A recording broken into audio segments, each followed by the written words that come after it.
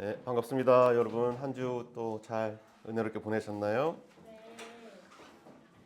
오늘은 이제 보입니다라는 제목으로 오늘 좀 하나님 말씀 나눠보도록 하겠습니다.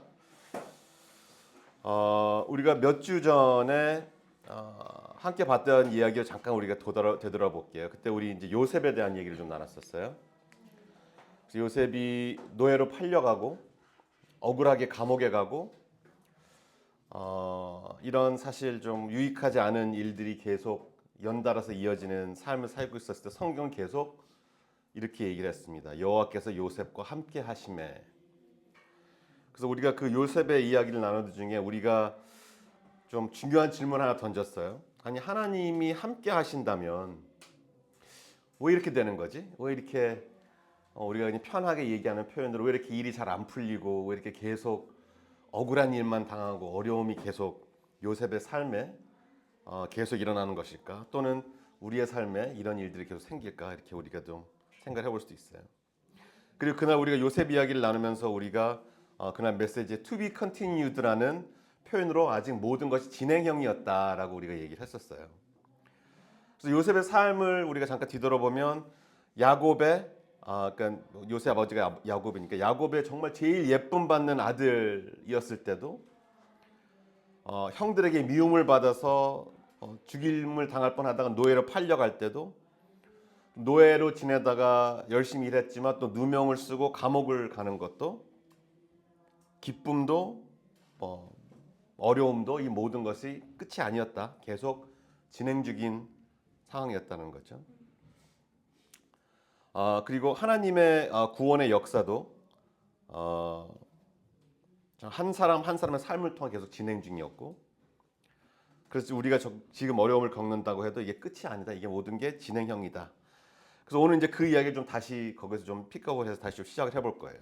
근데 지난 2주간 무슨 일이 있었나요? 우리 지난 2주 동안 우리 고난주와 부활절을 보냈어요. 그래서 우리가 십자가에 이제 예수님의 부활을 봤는데, 저는 사실 이제 그게 어떻게 생각하면 우연이 아니다라고 생각합니다. 그래서 오늘 요셉 이야기로 바로 들어가기 전에 부활절 때 나는 내용을 가지고 우리가 요셉의 이야기와 어떻게 연관성이 있는지를 잠깐 우리가 보고 요셉 이야기로 진행하도록 할게요. 그래서 그림을 보시면 이제 이 그림은 예수님의 그 무덤 안에서 밖을 내다보는 거를 그렸어요. 그래서 보면 이제 십자가가 밖에 보이죠. 이거는 사실 실제로 보이는지는 모르겠지만 어쨌든 이 형상화 상징적으로는 그래서 우리가 뭘 봤죠? 부활절에 예수님이 십자가에 달리시는 그 순간 모든 사람의 눈에는 그게 실패처럼 보였다. 제자들도 다 도망쳤고 실질적으로 예전의 직업으로 막 업으로 돌아가고 했으니까. 왜냐하면 다 끝났다고 생각했으니까. 우리는 정말 메시아라고 모셨던 그분이 결국에는 그냥 죽었네, 끝이네라고 생각했으니까. 그런데 부활이 일어났을 때 사실 이제 이 빈 자리가 이제 되게 놀라운 거죠. 그 실패처럼 보였던 그 십자가에서 사실은 그 십자가가 정말 하나님께서 세상을 구원하시는 아주 그 결정적인 순간이었다. 그래서 그때 드러난 게 뭐냐면 그 예수님이 정말 대속하심을 받은 증거구나, 이 부활이라는 게. 그리고 죄사함을 받은 이들이 이제 일단 새로운 길이 열렸구나. 예수님 열어주신 새로운 길이 열렸구나. 그래서 우리는 죄로부터 해방이 되고 우리는 이제 예수님과 함께 연합하여서 우리가 죽음과 싸워서 승리할 수 있는 길이 열렸구나가 된 거죠. 그래서 우리가 부활을 통해서 얻은 것 중에 하나가 뭐냐면 그때도 우리가 얘기를 했지만 새로운 눈이 우리한테 열어졌어요. 내가 예상했던 것과 다르다고 해서 이게 실패가 아니구나. 그리고 사실은 이 눈을 가지고 지금 현재 상황과 앞으로 일어나질 일들만 볼 수 있는 것이 아니라 우리에게 지금까지 일어났던 모든 일들도 다시 보고 우리가 다시 해석할 수 있는 시선이 생긴 거예요. 그래서 부활 후에 아마 제자들도 예수님과 보냈던 3년의 시간들, 예수님이 그동안 하셨던 모든 말씀들, 그런 치유하는 행동들, 비유들, 여러 가지 들었던 비유들, 그런 기적들, 이런 모든 것들이 아마 다시 새로운 어떤 그런 맥락으로 다시 보게 될 수 있는 눈이 열렸을 거라고 생각합니다. 그래서 이제 오늘 요셉 이야기를 우리가 계속 진행되면서 보여주는 게 바로 그런 건 것 같아요. 아까 말씀드렸지만 요셉은 제일 사랑받는 아들에서 이제 노예로 팔려간 지 13년이 지난 후에 이제 오늘이 이제 우리가 본문을 볼 건데, 외로움과 두려움, 서러움, 억울한 이런 시간이 지난 후에 누가 봐도 실패의 길을 걸었고, 완전히 정말 밑바닥의 길을 걸은 후에 비로소 자신이 겪은 모든 것을 새로운 눈으로 이제 다시 보는, 오늘 그런 상황을 우리가 잠깐 볼 거고, 이제 그 다음에 되게 중요한 고백을 할 겁니다. 그래서 오늘 이제 볼 본문은 창세기 45장이에요. 그래서 이제 백그라운드를 조금 잊으셨을까봐 배경을 좀 설명을 드리면, 지금 오늘 상황 딱 이 창세기 45장 이미 요셉이 애굽의 2인자가 된 상태예요. 바로 왕의 다음으로 가는 이집트 당시의 초대 강국의 이제 권력자가 됐어요. 어떻게 이렇게 됐냐? 하나님이 해석해주게 하신 이제 이런 바로 왕의 꿈대로 꿈을 이제 해석하게 해주셨고, 하나님께서 그 꿈대로 7년의 풍년 뒤에 7년의 흉년이 시작되었고, 그 흉년은 애굽뿐만이 아니라 주변의 모든 국가에도 그 기근이 이제 완전히 심하게 퍼지게 돼서, 심지어는 이제 가나안에 살던 요셉의 가족들도 이제 먹을 것이 떨어진 거예요, 그 흉년 때문에. 그러니까 애굽에 가면 식량을 살 수 있다는 소문을 듣고 야곱의 다른 아들들, 요셉의 형들이 애굽에 이제 식량을 얻으러 왔다가 오늘 이제 총리 앞에 서 있게 되는 건데, 총리는 요셉인 거죠. 그러나 당연히 형들은 이 사람이 요셉인 줄 모르는 거예요. 그런데 요셉은 알죠. 딱 보고 내 형들이구나. 내 형들이 왔구나. 나를 미워하고 나를 노예로 팔아넘긴 그 형들이 지금 내 앞에 서 있는 거예요. 그래서 오늘 창세기 45장 1절로 4절 제가 읽어드리겠습니다. 요셉이 시종하는 자들 앞에서 그 정을 억제하지 못하여 소리질러 모든 사람을 자기에게서 물러나게 하라, 물러가라 하고 그 형제들에게 자기를 알리니 그때 그와 함께한 다른 사람들이 없었더라. 요셉이 큰 소리로 우니 애굽 사람에게 들리며 바로의 궁중에 들리더라. 요셉이 그 형들에게 이르되 나는 요셉이라. 내 아버지께서 아직 살아 계시니까. 형들이 그 앞에서 놀라서 대답하지 못하더라. 요셉이 형들에게 이르되 내게라 가까이 오소서. 그들이 가까이 가니 이르되 나는 당신들의 아우 요셉이니 당신들이 애굽의 판자라. 자, 형들이 13년 만에 본 순간 요셉이 뭘 하냐면 1절에 보니까 주변의 시종들을 다 나가라 그래요. 거기서 없어져라. 이 공간을 자기와 형들만의 공간으로 일단 먼저 만들어요. 아무도 없는 이런 공간을 다른 사람 없게. 왜 그랬을까요? 왜? 여러 가지 이유가 있겠죠. 첫 번째는 자기가 이제 권력자로서 어떤 눈물을 보이면서 약한 모습을 자기 밑에 부하들한테 보이고 싶지 않았던 부분도 있고, 아니면 지난 13년간의 상처와 갈등이 해소된 이 순간을 외부인에게 보여주기 싫을 수도 있겠죠. 자기 가족들 외에 다른 사람들한테 이런 것들을 보여주고 싶지 않았을 수도 있고, 혹은 자신이 어떤 이런 히브리 사람이다. 그래서 나의 가족사 등을 이제 노출시키고 싶지 않았던 것도 있겠죠. 그리고 이렇게 다 내보내고 이제 결국 요셉은 울죠. 우는데 너무 크게 울어서 애굽 사람들도 다 들었다고 성경에 말을 하고 있어요. 그리고 요셉이 말합니다. 내가 바로 요셉이다. 형들이 대답을 할 수가 없죠. 왜냐하면 죽었는지 살았는지 자기네들이 팔아버린 그런 나쁜 짓을 한 거에 대한 죄책감 분명 밀려왔을 거고. 근데 이제 어쨌든 그렇게 미워하고 죽이려고 했고 노예로 팔려간 그 동생이 세계 최강 나라의 2인자로 되어서 자기 앞에 서 있으니까, 자기 목숨을 완전히 좌지우지할 수 있는 입장에 있으니까 얼마나 놀랐을까요? 그래서 이제 5절로 8절 계속 읽어볼게요. 이제 여기서 놀라운 일이 일어나요. 요셉이 형들에게 이렇게 말합니다. 그래서 요셉이 말하죠. 당신들이 나를 이곳에 팔았다고 해서 근심하지 마소서. 한탄하지 마소서. 하나님이 생명을 구원하시려고 나를 당신들보다 먼저 보내셨나이다. 이 땅에 2년 동안 흉년이 들었으나 아직 5년은 밭갈이도 못하고 추수도 못할지라. 하나님이 큰 구원으로 당신들의 생명을 보존하고 당신들의 후손을 세상에 두시려고 나를 당신들보다 먼저 보내셨나니 그런즉 나를 이리로 보낸 이는 당신들이 아니요 하나님이시라. 하나님이 나를 바로에게 아버지로 삼으시고 그 온 집의 주로 삼으시며 애굽 온 땅의 통치자로 삼으셨나이다. 5절 보니까 당신들이 나를 이곳에서 팔았다고 해서 근심하지 마소서. 한탄하지 마소서. 하나님이 생명 구원하시러 나를 당신보다 먼저 보내셨나이다. 7절 보니까 하나님이 큰 구원으로 당신들의 생명을 보존하고 당신들의 후손을 세상에 두시려고 나를 당신들보다 먼저 보내셨나니.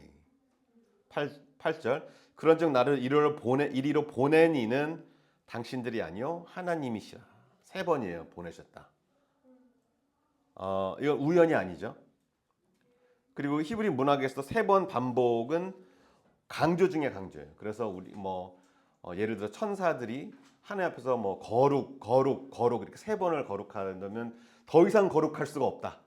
최고의 거룩의 어떤 그 계신 분을 얘기하는 것처럼 여기도 보내셨다는 얘기도 이제 그런 거예요. 이거는 완전히 하나님의 절대적인 뜻이었다는 걸 강조하는 거죠. 그리고 이거를 하나님께서 모든 것을 지휘하셨다는 것을 요셉은 이걸 흐릿하게 표현하지 않겠다는 거예요. 이거는 그냥 하나님이 하신 일이다라고 이거는 완전히 이제 이거는 못을 받고 싶은 거죠. 형들이 그랬을 수도 있고 하나님이 이랬을 수도 있고 이런 애매한 게 없는 거예요. 이거는 하나님이 하신 일이야라고 선포를 하는 거예요. 그런데 이 고백의 구조를 한번 잘 볼게요. 요셉은 형들의 잘못을 지워버리는 게 아니에요. 사실 형들이 팔은 것 같지만 형들이 판 게 아니야. 이게 아니에요. 당신들이 날 팔았잖아. 이거는 사실이니까. 이거를 덮거나 포장하거나 이렇게 예쁘게 말하지 않아요. 형들의 잘못은 잘못인 거죠. 그런데 동시에 하나님이 보내셨다. 같은 사건이에요. 두 가지 해석이 동시에 참인 거예요.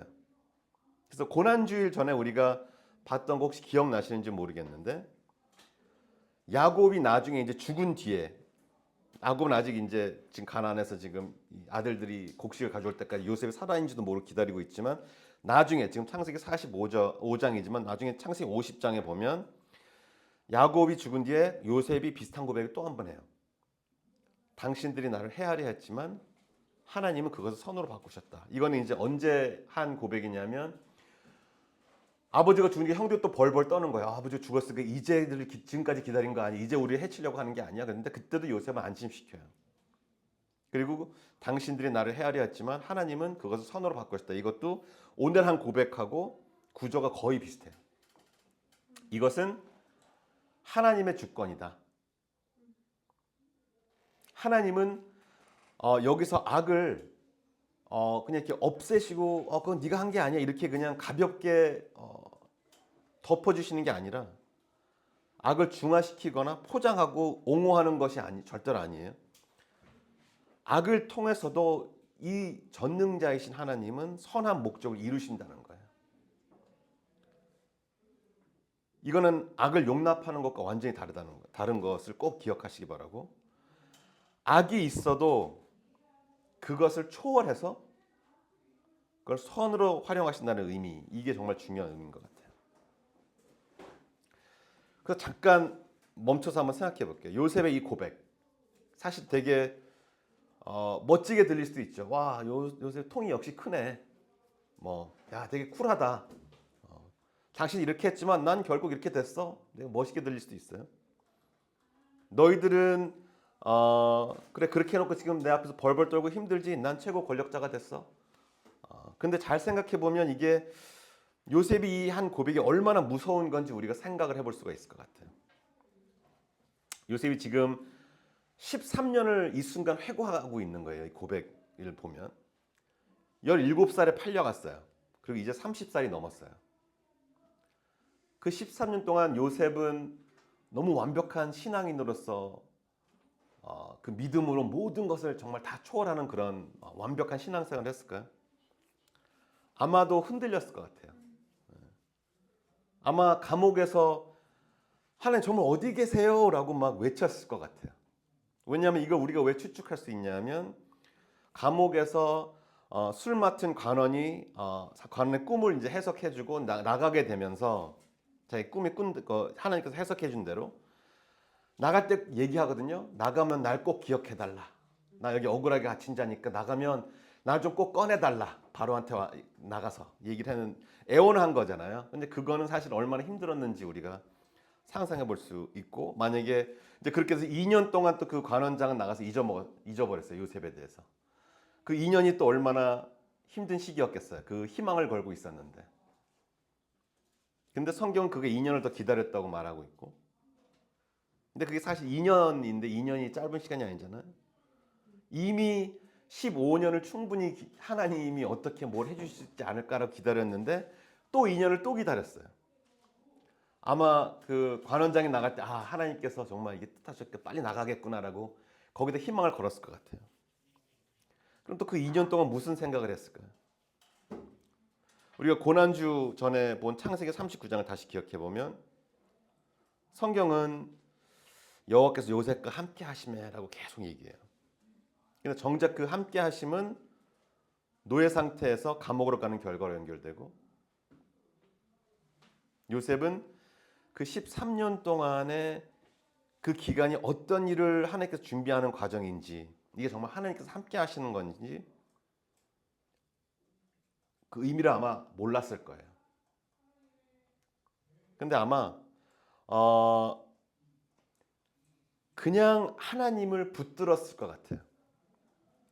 그 상황이 이해가 안 되고 왜 나한테 이런 고난이 계속되는지 그 이유를 몰라도 어쩌면은 할 수 있는 게 그것밖에 없었기 때문일 수도 있죠. 세상에 그 어떤 것도 붙잡지 못하는 상황에서 나는 하나님이라도 꼭 붙잡는 게 내 희망이다, 내 소망이다. 그리고 어쩌면 하나님께서 그걸 원하셨을 수도 있고. 그리고 13년이 지난 후에 오늘 이 방에서 형들 앞에서 요셉은 비로소 보는 거예요. 이거였구나. 내가 13년 동안 하나님께서 이렇게 지내오게 했던 그런 고난 속에서 나를 이끄셨던 이유가 바로 오늘 이 순간 때문이었구나. 이게 바로 요셉의 고백인 거예요. 13년치의 무게가 담긴 고백인 겁니다. 그래서 다시 우리가 부활절 이야기로 잠깐 다시 가보면, 예수님 십자가에서 돌아가셨을 때 제자들은 다 도망쳤어요. 전부 끝났다고 생각했으니까. 가장 가까이 있던 사람들도 그렇게 생각했어요. 그리고 사흘 뒤 부활이 일어났어요. 그래서 그 순간 제자들에게 무슨 일이 일어났을까요? 십자가가 다시 보인 거죠. 그게 실패가 아니었구나. 정말 하나님이 그 순간 아무도 이해하지 못하고 상상하지 못했던 그런 가장 큰 일을 하고 계셨구나. 이게 바로 부활이 준 시선이에요. 이미 지나간 일을 다시 보는 눈. 그래서 요셉이 형들 앞에서 하나님이 나를 보내셨다고 고백하는 순간 이게 정확히 같은 시선인 것 같아요. 13년을 돌아보면서 나는 그때 정말 몰랐는데, 나는 정말 밑바닥에서 아무런 가치 없는 시간을 보내고 있었다고 생각했을 때 그때도 하나님이 정말 계셨구나. 그거를 볼 수 있는 눈을 얘기하는 거죠. 그래서 요셉의 이야기는 사실 어떤 면에서 복음의 그림자예요. 요셉이 경험한 것과 예수님이 이루신 것은 같은 패턴이기 때문에 배신을 당하고 고난을 당하고 침묵처럼 느껴지는 시간을 통과해서 진실, 그러니까 하나님의 뜻이 비로소 드러나게 되는 거죠. 그리고 그 드러나는 순간에 하나님이 이 안에 계셨구나. 하나님이 계속 함께 하셨구나.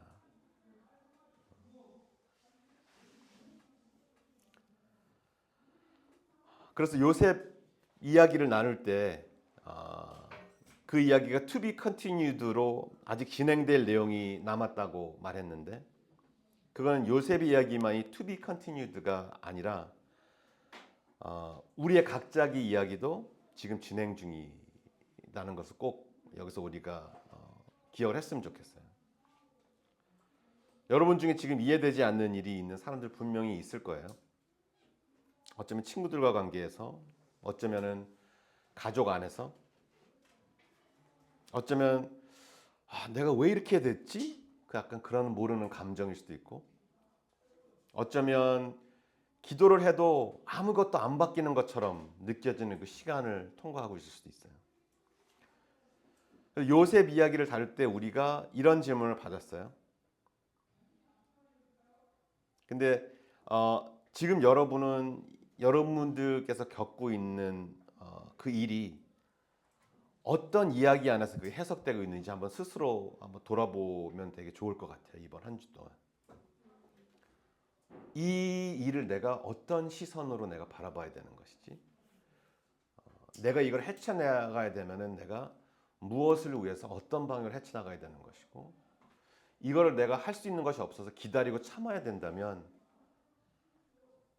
하나님의 어떤 뜻 안에서 내가 이런 거를 내가 통과해 나가야 되고 그 힘을 어떻게 얻을 수 있지? 이런 부분들을 한번 좀 돌아보면 좋을 것 같아요.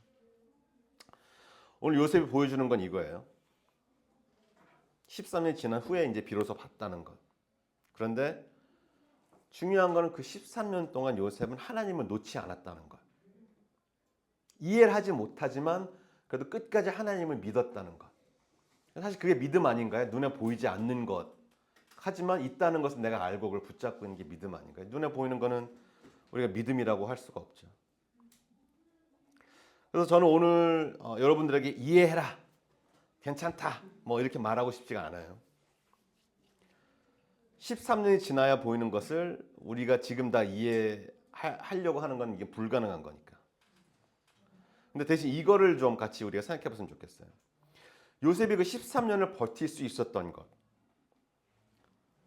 그거는 하나님의 큰 이야기가 이루어져야 했기 때문이다. 그리고 악에서 선하게 사용하실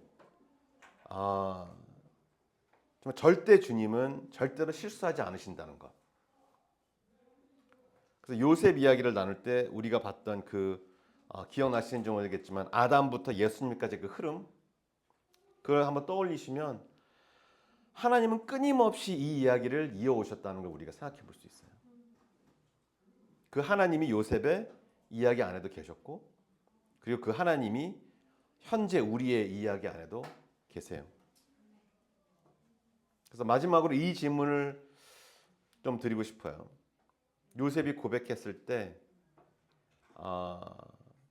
그때는 또 이야기가 끝난 상태였을까요? 그것도 아니죠. 왜냐하면 아직까지 야곱과 요셉의 그 형제들의 가족, 이 가족들은 아직까지도 가나안에 지금 기근을 겪으면서 있고 아버지를 아직 만나지 못했고 아버지 만나야 되죠. 앞으로 어떻게 될지 요셉은 모르는 상황이에요. 우리는 성경을 읽어서 알지만 그런데 요셉은 그런데도 고백을 해요. 하나님이 보내셨다 나를. 미리 어떤 일이 일어날지 모르는 상황에서도 하나님이 보내신 게 맞다라고 얘기할 수 있어요. 이게 믿음이죠. 다 이해해서 고백하는 게 아니고 다 보여서 신뢰하는 게 아니다. 아직 다 모르는 채로 하지만 지금까지 보여주신 하나님들의 그 일들을 근거로 삼아서 그분이 이 안에도 계신다라고 말할 수 있는 것. 우리는 부활을 봤어요. 지난주에. 십자가가 실패가 아니었다는 것을 우리는 이제는 믿을 수 있어요. 그리고 그 하나님이 요셉의 이야기 안에도 계셨고 오늘 우리 이야기 안에도 계십니다. 그래서 여러분의 이야기는 우리들의 이야기는 to be continued 아직까지도 진행 중이라는 것. 그런데 이 하나님과 함께라면 그 이야기의 끝을 우리가 오늘 알지는 못할지 모르지만 우리는 이렇게 고백할 수 있다는 것이죠. 나를 여기에 두신 이는 하나님이시다. 우리 같이 기도하겠습니다. 하나님 아버지, 오늘 요셉의 이야기를 다시 봤습니다.